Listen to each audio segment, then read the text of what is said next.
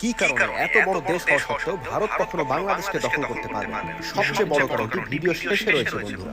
ভারতের সেনাবাহিনীর সংখ্যা প্রায় 13 লাখ, কিন্তু এই সেনাবাহিনীর একটা বড় অংশ তাদের অভ্যন্তরীণ নিরাপত্তা রক্ষায় নিয়োজিত থাকে, যেমন কাশ্মীর, মধ্যপ্রদেশ আর পূর্বাঞ্চলের 7টি রাজ্য যাদেরকে আমরা সেভেন সিস্টার্স নামে চিনি।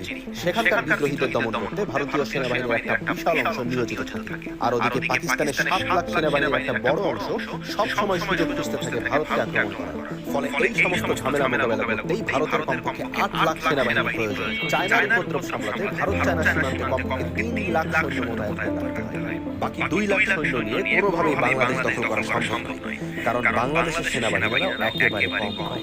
আর সবচেয়ে বড় ব্যাপারটি হলো বাংলাদেশের ভৌগোলিক অবস্থান এমন একটি জায়গায় যে রাজনৈতিক কারণে চীন কখনো বাংলাদেশকে ভারতের অধীনে যেতে দিতে চায় না। তো বন্ধুরা, এই বিষয়ে আপনাদের গুরুত্বপূর্ণ মতামত অবশ্যই কমেন্ট করে জানাবেন। আর ভিডিওটি ভালো লাগলে লাইক দিয়ে চ্যানেলটিকে সাবস্ক্রাইব করুন।